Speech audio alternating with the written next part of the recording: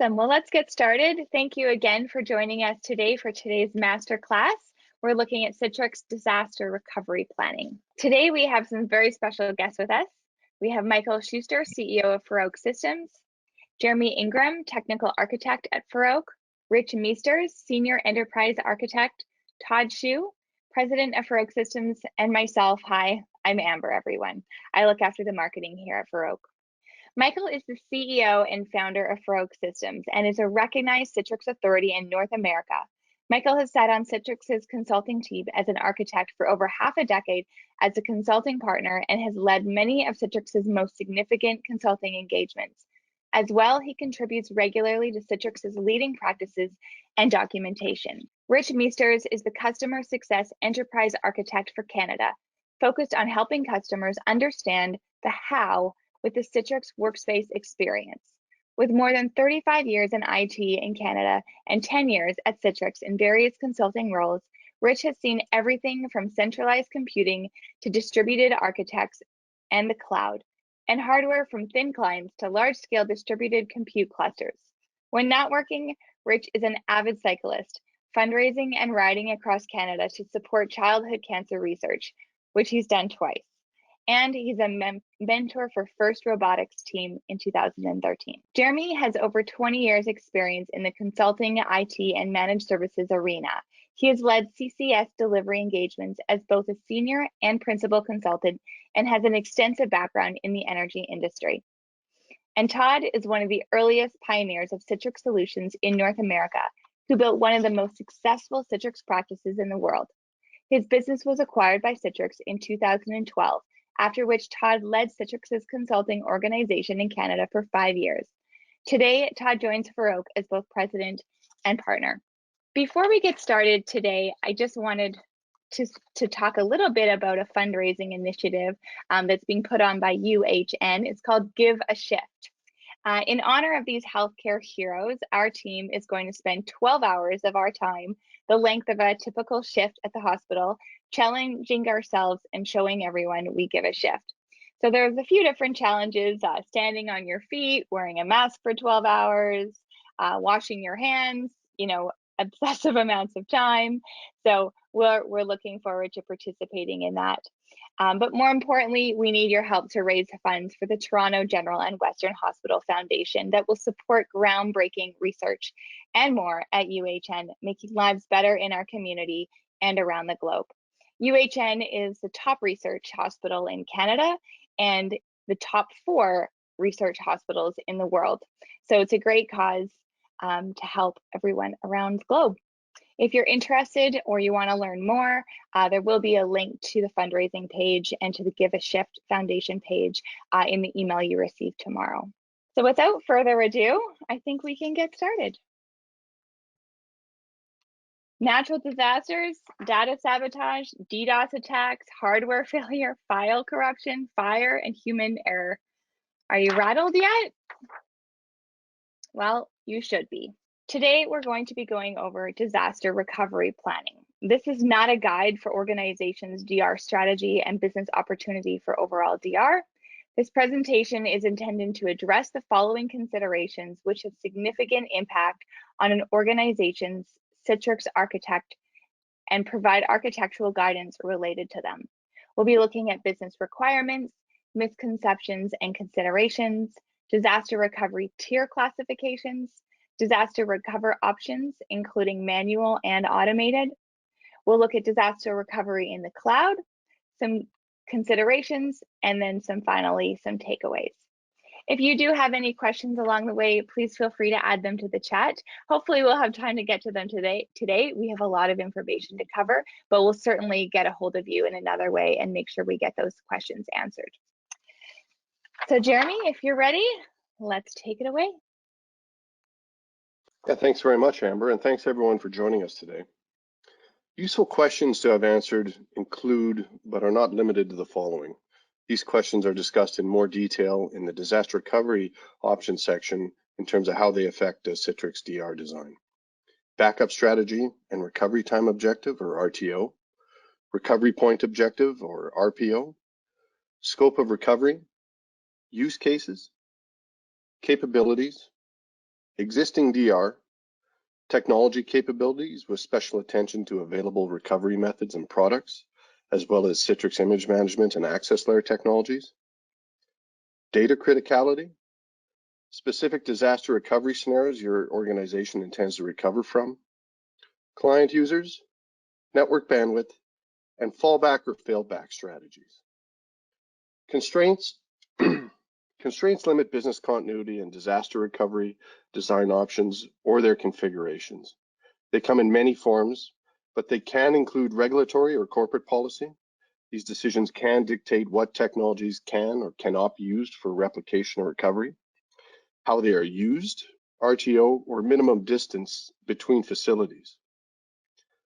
Infrastructure, is there a directive on type hardware to be used, network bandwidth available, and so on?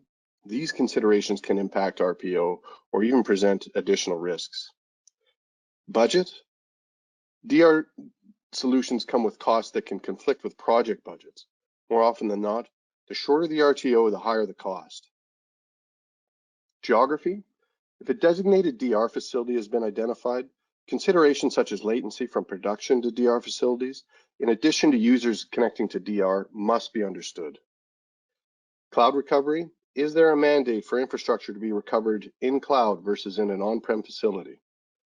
Application readiness, do the applications hosted on Citrix that have back-end dependencies have a business continuity or DR plan? And how do the RTOs line up to Citrix's target RTO? Citrix can be designed for rapid recovery, but if core applications do not have a recovery plan or one with an extended RTO, this risk likely impacts the usefulness of the Citrix platform in DR. And finally, network security. Does the organization have security policies that might dictate what traffic segments require encryption in transit?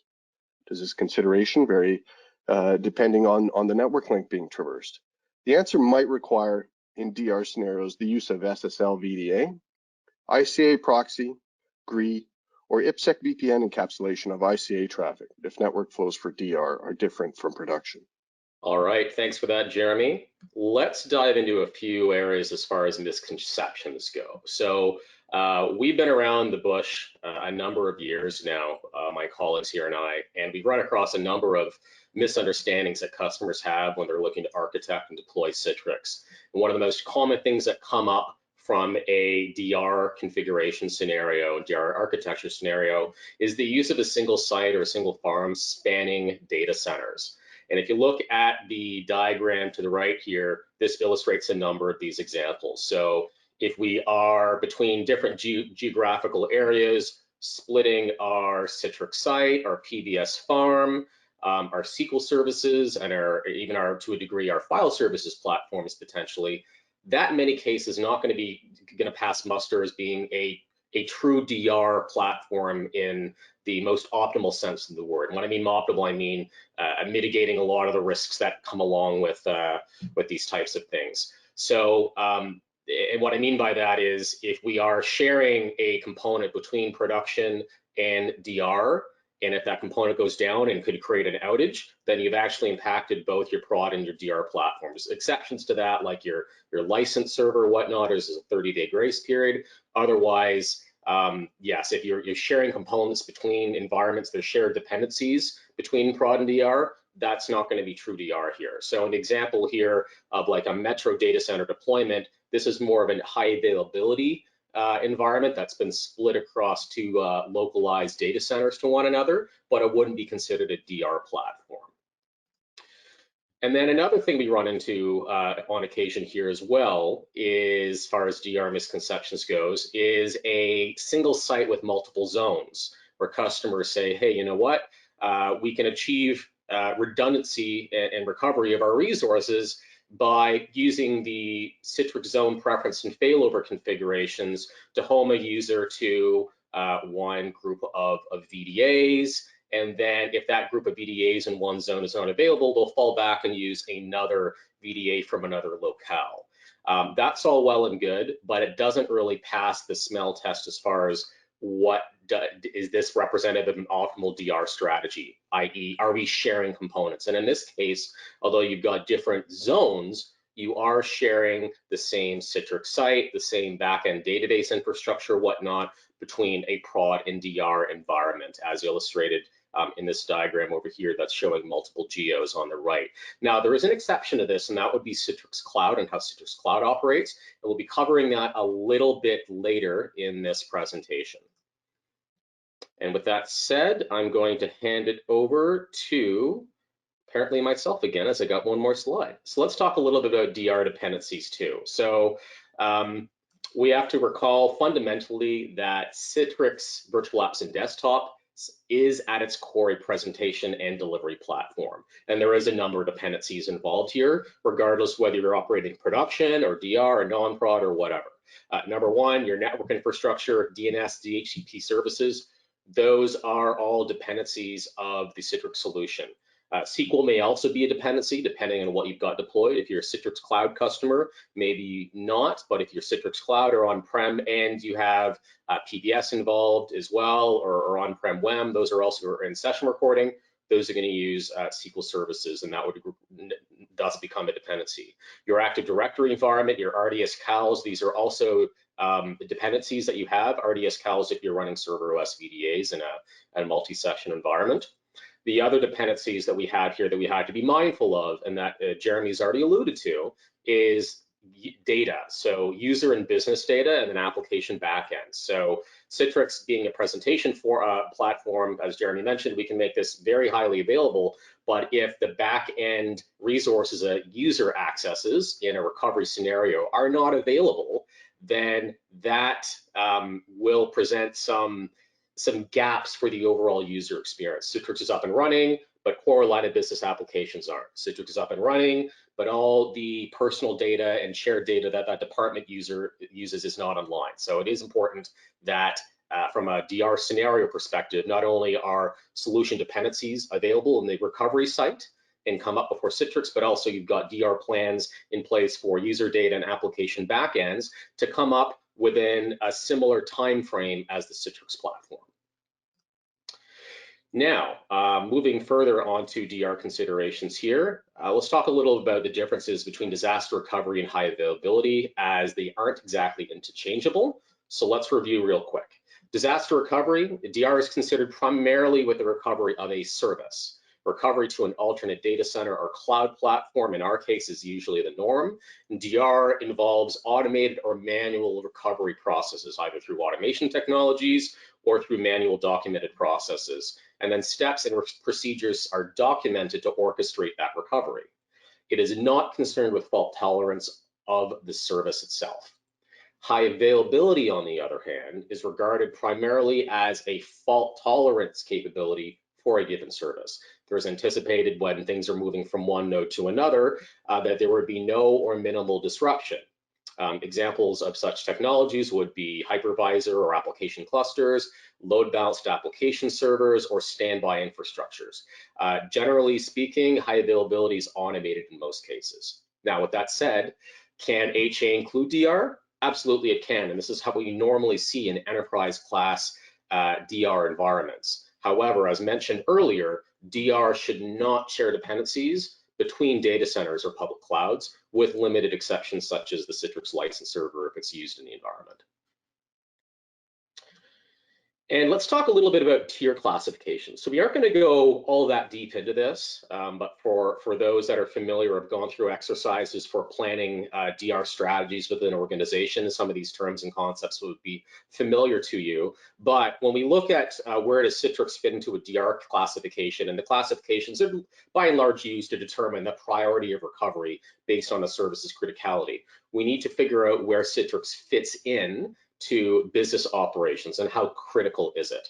So starting with some examples here, tier 0 as far as a recovery priority would be your network and security infrastructure, typically your hypervisors and its dependencies, AD, RDS licensing, DNS, DHCP, your file services, and in some cases critical end user services such as Citrix may also be found there.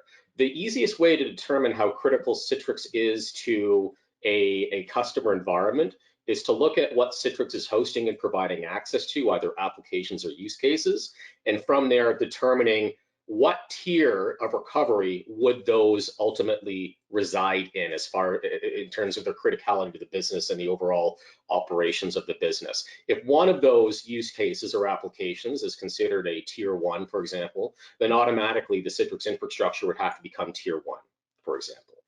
Tier 1 applications would be commonly considered your line of business applications, your ERP, CRM applications, your web apps, and your websites that are critical, and any critical Citrix use cases. Tier 2, these are going to be less critical, but very important production applications still for applications as Citrix use cases, as well as any user data that's not a dependency of tier 0 and tier 1 services. Tier 3, stepping it back a bit further, these are going to be less frequently used applications, and tier 4, for example, would be non-prod. Now, every organization is going to have their own tiering strategy and their own classifications of things. This is purely an example, and as you can see at the table at the top, we're providing examples of the RTO and the RPO that might follow along with those different classifications tiers. And understanding these classification tiers and where Citrix fits in is what's going to help dictate the necessary recovery strategy that an organization needs to adopt for their Citrix deployment. With that said, I'm going to pass it over to my colleague Rich here to guide us through a couple of common recovery architecture scenarios. Thanks, Michael. So let's talk about, as Michael said, a few of the different recovery scenarios that we might take into consideration with DR. We're going to start with just straight manual recovery by replication, which is really one of the simplest and lowest cost methods to recover in a DR scenario. This option is generally suitable for smaller and less mature IT organizations, and it relies on replicating configurations into a cold standby data center and then manually failing over to that new data center. The complexity of the solution is fairly low from a technical perspective, but it relies on manual administrative efforts to recover, and that makes the recovery scenario itself somewhat more detailed in terms of what needs to be done for DR planning, and it also will introduce a degree of human error into the equation as manual steps may introduce some sort of an error. Replication technologies in and of themselves are not suitable for recovering VMs provisioned by a single instance replication mechanism such as MCS or PBS, and it's also really unsuitable for recovery of Citrix ADCs into a configuration. The next step is really to add automated recovery technologies such as VMware SRM, Veeam, Zerto, or Azure Site Recovery as examples to bring automated recovery to the replication scenario. This scenario is more appropriate for organizations with greater IT maturity, such as smaller enterprise organizations or organizations who have more budget to invest in these types of tools. With this option, there's more automation in the DR scenario, and it simplifies the recovery plans. It also reduces the potential for errors due to human error, for issues due to human error. This does come at a higher cost in terms of the software components, and like the manual recovery scenario with replication, it's not going to provide a viable solution for those MCS or PBS scenarios or deploying and providing disaster recovery for Citrix ADCs. The next step in recovery options is to move to an active passive scenario. This is one of the most common options that we see in enterprise IT and provides that always-on recovery scenario to minimize the time to recover from a disaster event. The active passive scenario is simpler for users to fail over as their access URLs will likely stay the same through either DNS changes or GSLB configurations. Also, technologies such as MCS, PBS, and Citrix ADCs can be supported in this scenario as they can be configured and be ready in the passive data center to facilitate failover.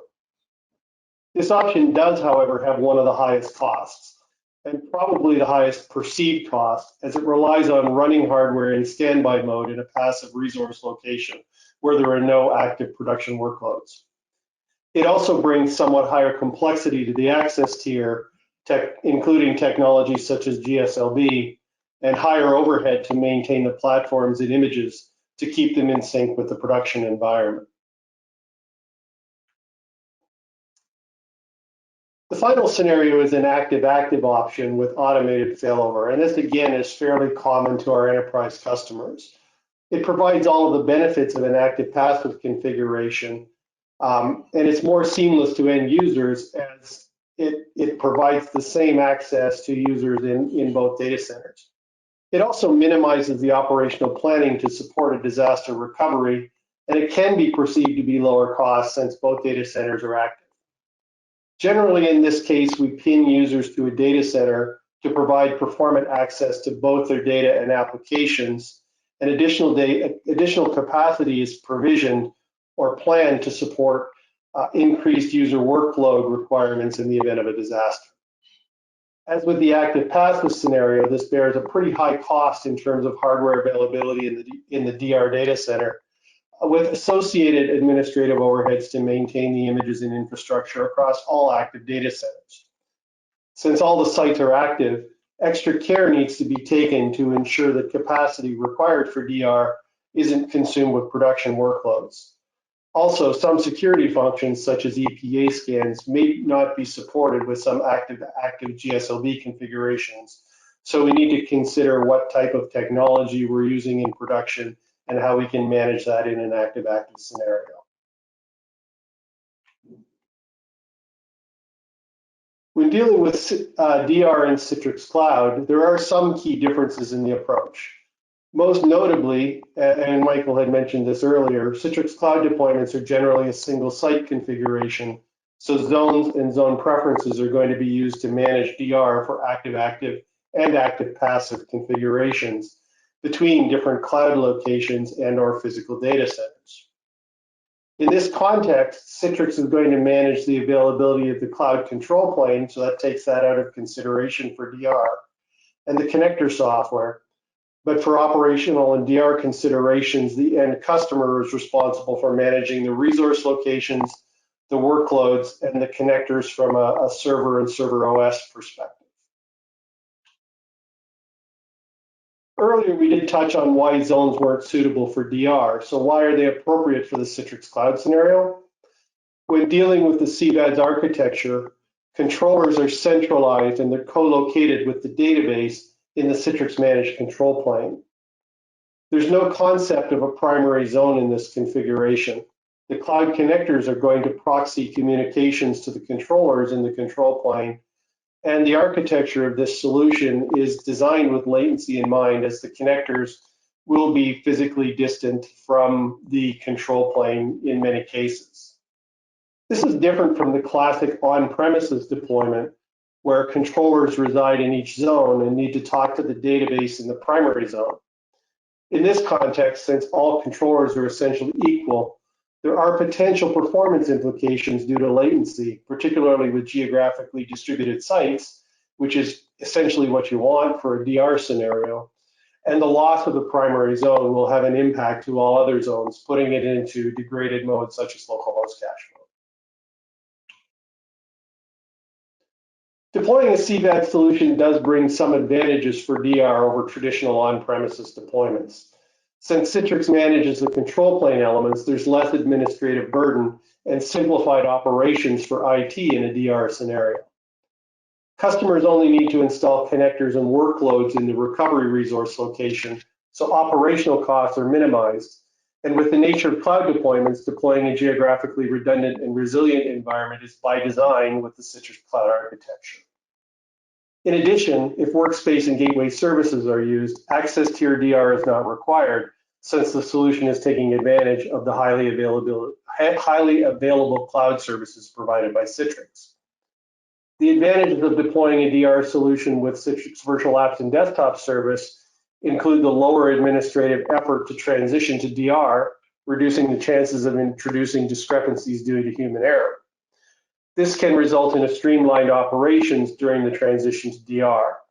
Operational costs to deploy the DR solution can also be reduced, as there are fewer infrastructure components to deploy and maintain. Let me now turn things back over to Michael to talk about some network throughput considerations. Thank you, Rich. Awesome detail there. Great information. So let's talk a little bit about public cloud. So over the last number of years, we've been involved with a number of customers that are either doing production deployments in cloud environments or are on-prem today, but when they do DR to take advantage of the options and cost savings that cloud can bring, they will recover into a public cloud environment. And when we start dealing with public cloud, especially if there's tie-ins to any other on-prem data center of any sorts, there's a number of considerations at play here that we must go through. So especially in terms of network throughput, we have definitely seen customers trip up on this when deploying Citrix in DR. And here's where they ended up running into a couple of issues. Number one, when we're dealing with Citrix, we're going to have a number of traffic flows that go through, and those traffic flows are going to depend on the architecture that you have. For example, are we just doing straight up ICA in the environment, or is there backend applications or file servers or whatnot that are going to get accessed to that are going to get access that need to traverse other security boundaries? And here's an example of that. We've historically dealt with some customers that had undersized their firewalls in the cloud, and under full DR capacity load, their firewalls were failing and therefore was causing outages, especially in a DR scenario when it was hypercritical for that service to be available. So when we look at network throughput requirements, we really want to look at the full DR capacity load of the Citrix environment and make some estimates based on application and user data to make sure that whatever firewall and network points that they traverse throughout their client and server relationship, that there's sufficient capacity on those through points to accommodate for it, as well as estimating the ICA bandwidth that's going to be required as well. This is going to be especially important if we have users that are on-prem sites and then need to access Citrix in the cloud, and then things get backhauled back to the end user. They aren't going through the internet and back over to the user, but through the internal WAN. So it's important to make sure that as we're sizing our network pipes, whether it's from our on-prem data centers or offices up to the public cloud environment, or for our firewalls that we're using, especially in cloud, that we ensure that we are accommodating for the expected load that Citrix traffic may introduce to the scenario. Next up, we have Windows Desktop and Desktop OS licensing. So this one in public cloud can be a bit tricky. Windows Desktop OS licensing is pretty complicated once you're outside of Azure. Once you get into GCP, once you get into AWS, it gets pretty complicated. We do recommend referring to Microsoft's most current guidance on what type of licensing for Windows Desktop OSs can be used where. With that said, just to sort of illustrate this example, it's fairly easy to spin up Windows Desktop operating systems in Azure. However, on something like AWS, for example, we do need to be looking at dedicated hosts, wherein we reserve a host worth of resources or more to accommodate for your VDI workloads, and that's an important consideration. Another thing from a cost-saving standpoint that you may want to look at is the option of in production, if you're using a pooled VDI or today, or a persistent VDI using a desktop or operating system, look at the merits and implications of using a hosted shared desktop using server OS VDAs and multi-session capabilities in a DR scenario. Aside from the Windows Desktop OS licensing consideration, you just may find you'll get better mileage from a cost perspective using a server OS VDA scenario and providing hosted shared desktops to users versus just trying to keep like for like. Now, if it's going to create a significant impact to a given use case where they're using pooled VDI and desktop OSs for a specific reason that just can't be that can't be negotiated out of, then sure, for those use cases, pursue that single session scenario. But if there is use cases that could be collapsed into a hosted shared desktop scenario, you may further realize some cost savings. Something else to consider, and this is a very important one when we're talking DR and Citrix, is scale out timing. So if you're a large organization, and just for example, we've dealt with customers that were spinning up about 13,000 users into AWS as their DR strategy as an example, we have to be mindful at that type of scale, will your public cloud provider be able to commit to having resources available for you when you call DR?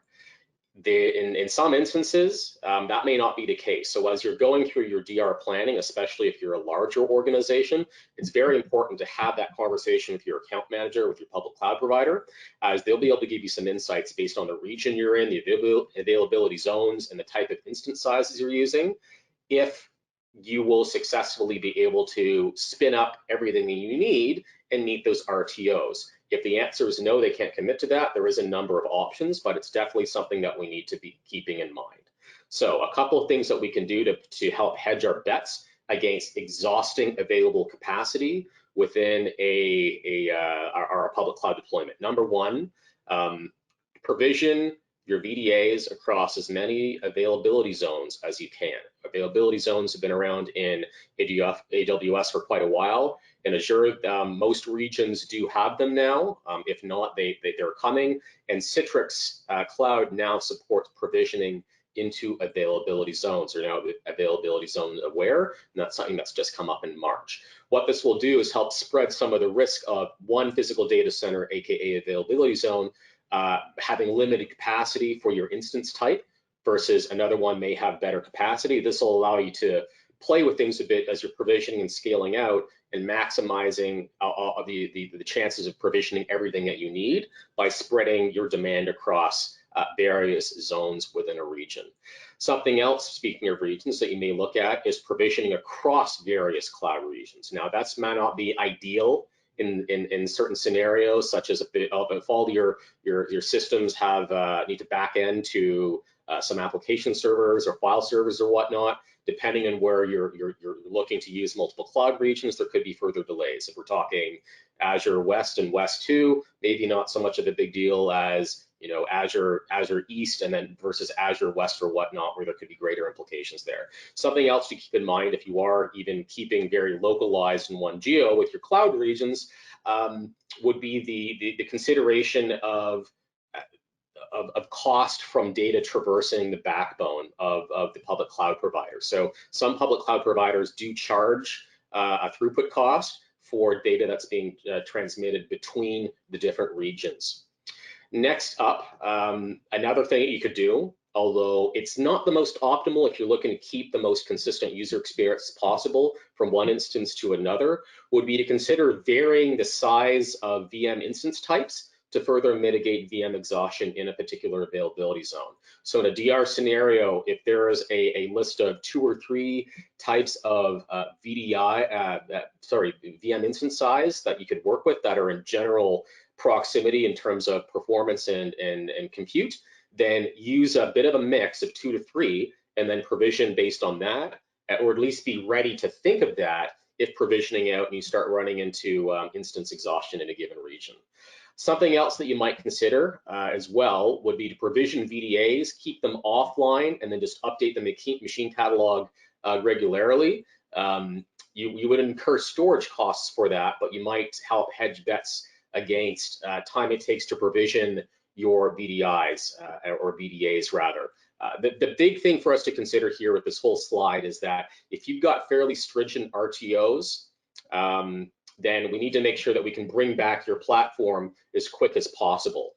And depending on the size, the scenario, and lead time to provision everything you need to provision, this will become very important. It actually would not be a bad idea from a testing standpoint as you're working through your DR planning to do a test scaling into Azure or AWS, whatever your cloud platform is, to look at the time it takes to provision X amount of VM instances to get an idea of how your RTO matches up with that, and then making adjustments accordingly. Something else you might consider as well is in your DR environment, doing a bit of a mix, gaining most of the benefits of a public cloud platform where you only pay for what you use, while also having some reserved capacity. And we can achieve this through using, for a portion of your footprint, some dedicated compute capacity i.e. we've got reserved instances for maybe 20, 30% of our VM complement so that we can power those on guaranteed as soon as DR happens, and then work on scaling out the rest using spot instance or whatnot for the remainder of the infrastructure there. And in a worst case scenario where perhaps you don't have 100% of all VM instance sizes that you need to provision the entire platform in DR, at least you've got a subset that you're comfortable with to get online as a bare minimum while you work through getting everything else online and solutioning that. And last but not least, application and user data. So we talked about this a little bit already, but I do want to reiterate that it's just, and this is not unique to DR, this is true of any platform or anyone else that's been migrating to cloud. Keep your apps and user data local to the Citrix platform in DR in order to avoid potential performance and latency issues over your WAN. So it seems like common sense. That being said, we have worked with customers that do keep they recover to cloud, but they do have a DR data center. They just did not have enough capacity for the Citrix footprint per se. So they do have Citrix resources going back from the public cloud to the DR environment. Depending on the application that was being hosted there, it was tolerable, just not optimal because it wasn't being recovered. But but thankfully for them, their DR Azure their DR AWS footprint, they were an AWS customer in this case, was actually region-wise very close to their DR data center. So the latency wasn't extreme, but it was definitely a consideration point. But where possible, we do recommend keeping the apps and data local to the Citrix environment when it's being recovered. With that, I'm going to hand it back over to Rich here to talk a little bit further about controlling costs in public cloud. Sure, thanks, Michael. So I think this will dovetail a little bit into what Michael's just talked about around timing to access DR environments. But really, anytime we deploy workloads into a public cloud, cost is going to enter the equation. With DR scenarios, this isn't really any different. And particularly when we're dealing with active passive configurations, we're going to want to minimize the number of resources that are running in the passive data center, as they're really unused but incurring instance costs within the cloud. That being said, and as Michael had mentioned around timing, in order to meet those recovery time objectives, the cloud infrastructure and at least some workloads should be ready to meet the needs of the DR scenario. If a customer-based access tier is also part of the architecture, i.e. Citrix ADC VPX storefront, if it's required, it's going to need to be running and ready to receive workloads. ADC may be part of a GSLB configuration for automated failover, or it might just provide HDX proxy functionality, but in either case, it should be running and available. Cloud connectors also must be kept online within DR data centers as they're dynamically updated by Citrix, and if they're out of date, they may become non-functional and essentially useless or require extra time in a DR scenario. The single largest element in maintaining the active passive configuration and the cost is workloads. Organizations really should consider how much workload needs to be up immediately to meet RTO targets and balance that with the amount of time it's going to be required to spin up the instances in public cloud.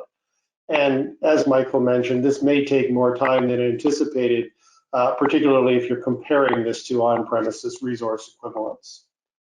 Finally, really a note is to consider what needs to be done with dedicated VDI. Providing a DR scenario for dedicated machines is really not easy, and it can be costly as near real-time replication will likely be required to meet the RPO targets. This replication may also mean that the machines are running more frequently or even all the time to meet your RTO objectives as well. One alternative to consider is to provide a level of DR for dedicated VDI. Would be to have a pooled VDI instance available instead of a replicated dedicated instance, which provides 80 to 90% of the user's applications, thus simplifying the configuration and replication requirements while providing most, if not all, of the applications that the user needs in this situation. Think of it as, kind of like a replacement laptop in a physical solution where the laptop's not going to have everything on it the user needs, but it's going to have enough on it to give them access to the business tools that they need to generally run their business. And with that, let me turn it over to Jeremy to talk about some of the operational considerations for DR. Okay, thank you, gentlemen. Great content there. So with that, let's review some operational considerations before bookending our DR discussion with some key takeaways. Maintaining the DR platform is essential to maintaining its integrity to avoid unforeseen issues when the platform is required. The following guidelines are recommended regarding the operating and maintaining the DR Citrix environment. Number one, the Citrix DR platform is not non-prod. Customers with a hot standby environment can be tempted to cut corners and treat DR as a test platform. This treatment negatively impacts the integrity of the solution. In fact, DR would likely be the last platform to promote changes to ensure its utility is not affected when maintenance went catastrophically wrong in a manner that was not exhibited in non-prod environments. Patching and maintenance. Routine maintenance in lockstep with production when using hot standby Citrix platforms is essential to maintaining a functional platform. Keeping DR in sync with production with regards to OS, Citrix product, and application patches are important to mitigate risk. Allowing several days to a week between patching production and patching DR is suggested. Periodic testing. Regardless of whether DR involves replication of production to a recovery facility or the use of hot standby environments, it is important to periodically test the DR plan to ensure that the teams are familiar with the recovery process and any flaws in the platform or workflows are identified and remediated. Capacity management. True for both active-passive and active-active always-on Citrix environments, capacity or use case changes in productions must be considered for DR as well. Especially when active-active models are used, it is easy for resource utilization to increase beyond, say, a 50% steady state utilization threshold of resources at each environment, only for a DR event to occur and the surviving platform becoming overwhelmed and either performing poorly or failing due to the overload. Capacity can be reviewed monthly or quarterly. The following points summarize the core messages and takeaways of this guide for architects and customers alike to consider when planning their Citrix recovery strategy. Number one, understand the business objectives and technology capabilities. This will dictate recovery strategy and business alignment. High availability is not synonymous with disaster recovery. However, disaster recovery can include high availability. Sharing administrative boundaries between physical locations does not constitute a disaster recovery solution. Develop a DR tiering classification for visibility, flexibility, and potential cost savings when developing a recovery strategy. RTO is the most significant consideration which dictates your recovery technology. Typically, the lower your RTO, the higher the cost. Architectures without hot DR platforms may be lower cost, but have higher human intervention and error potential. This also limits the Citrix technologies a customer can use in production. User data and app recovery time must also be considered. Otherwise, recovering Citrix on its own may be of limited value. Disaster recovery in public cloud environments possesses their own considerations not present in on-premise environments. In hot standby architectures, infrastructures and workloads must be kept up to date. If using active-active designs, data centers must be monitored for capacity to ensure during DR there is capacity for all.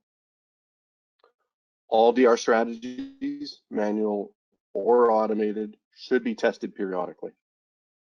And finally, Citrix Virtual Apps and Desktop Service significantly simplifies many aspects of the DR architecture and allows resource location redundancy via zone preference and configuration.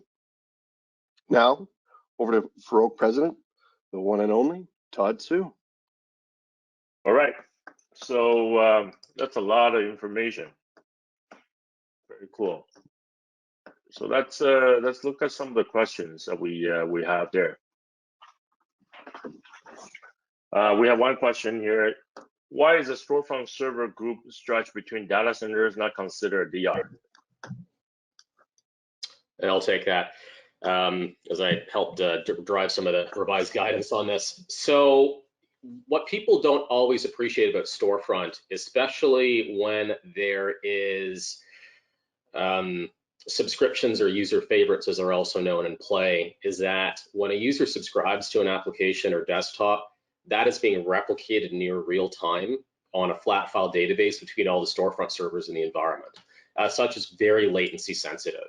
If you've got two data centers that are very close together and there's like sub-second or two latency, it's not really a big deal. That's more of a high availability strategy spanning two physical locations. It's not DR. You can, if you're not using favorites, turn that off. And as long as latency is under 30 or 40 milliseconds, I'd have to refer back to the Citrix documentation, you can have a Storefront server group that is spanning data centers. With that said, that still doesn't constitute an acceptable DR strategy, because these are Storefront servers that are part of the same administrative boundary, and administrative boundary is the key word here.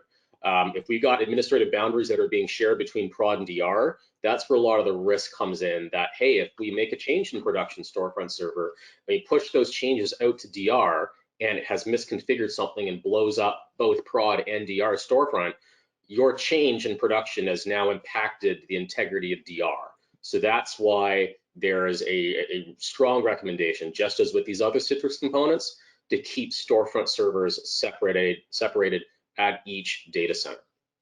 Right. Another question: how do other companies deal with recovering user personalization data? I think there's a couple of strategies to that, Todd. One obviously is replication, making sure that that data is replicated over to the DR environment. Since that can't really be active, that will require some level of administrative activity from the IT admins to make sure that that data is available to the users in a DR scenario. The other, again, is to keep it simple principle, which is maybe users don't need everything that's in their profile at that point in time in a DR scenario. So giving them access to what they need, and over time, as a lower tiered activity, maybe provide them access to that information. I was yawning, I swear. Just to add to that, some customers that deal with, let's say, they're using FS Logics, which is hyper popular these days, and they're replicating their O365 containers. And the O365 containers are really just caching your mail and OneDrive for business data. And in a DR scenario, it's likely that data can probably just be recreated, versus the expectation that all that data is right there as soon as the user logs into DR. So what some customers do to save on storage and replication costs is they will ensure that the file share that the FS Logics Office 365 containers are being stored on are not being replicated, while they do replicate shares or drives from that file server to DR for user profiles or something of that nature.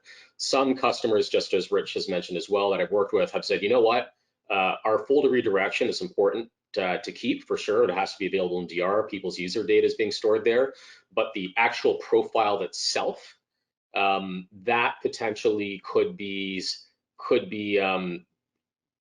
created greenfield. So it would be inconvenient for customers in a DR scenario for these users to have to recreate their Outlook signatures and redefine some application settings in their user profile, but the inconvenience might be worthwhile for certain use cases versus the cost and complexity in having the right type of replication solution for their profiles and replicating that data and incurring the additional costs that come into that. When you are dealing with user data, however, whether it's application or user data, whenever it's being replicated to DR, you always want to keep in mind as well the implications for failback. How are we going to fail back? Is that data going to be replicated back to the environment and then we cut over to production, or how is it going to work?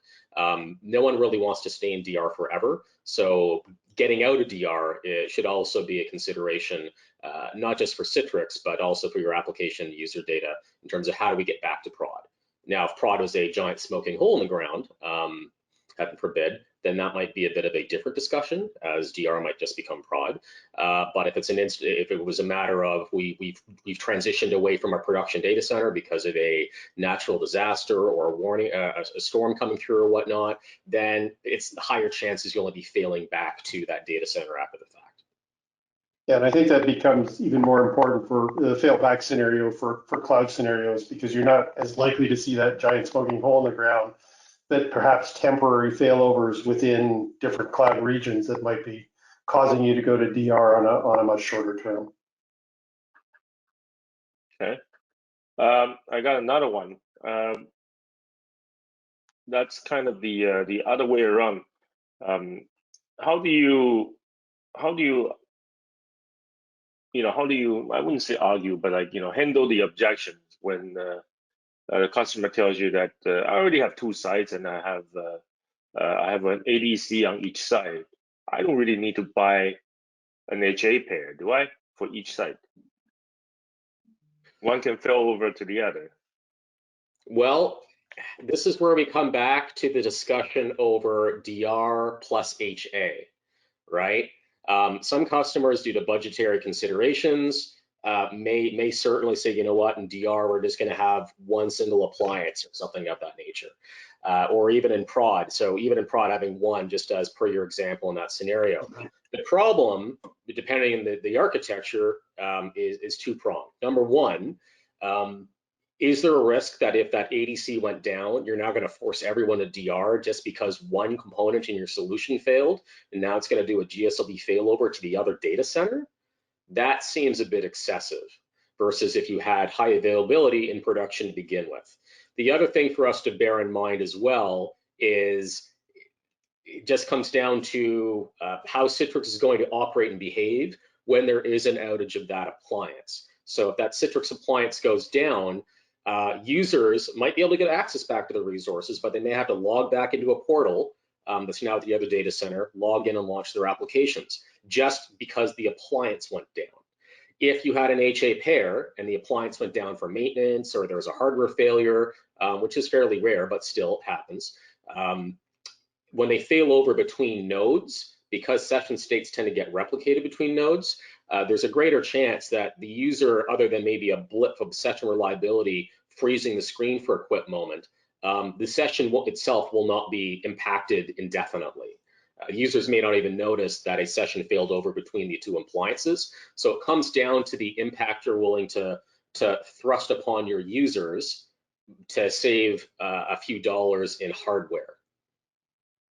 Yeah, I think also you got to consider performance from that perspective. You generally want your DR data centers to be geographically distributed, which means you're going to add latency. And since the ADC is likely both doing AAA services as well as your HDX proxy, you may get into a situation where your users are in one location, they're coming over to authenticate and have an HDX proxy service that's happening in a distant data center, but the workloads, the VDAs, are going to be sitting back in the original data center, which is going to just introduce all kinds of latency and performance issues in that scenario as well.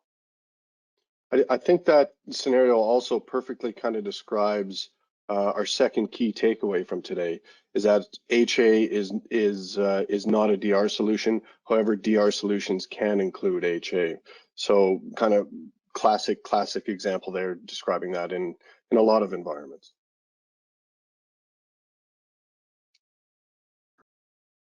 All right, awesome. Okay, so if you guys have any other questions, please don't be shy to reach out to us. Amber, I'm gonna get back to you. Awesome. Well, thank you so much, everyone. It was a pleasure having you here with us, Rich. Thank you, Jeremy and Michael, for sharing so much information. It was a lot to digest, but I think that it was very valuable for a lot of our audience. Thank you again for joining us. Please check your email tomorrow morning. There's the link to the Give a Shift fundraising campaign. There'll be some links to some resources that are valuable from today's seminar as well. We are hosting this webinar again on Thursday. So if you have any other coworkers that you feel would find this information valuable, we'd love to have them join us on Thursday. So thank you again. Have a wonderful day, guys. Thank you. Thank you very much, everyone.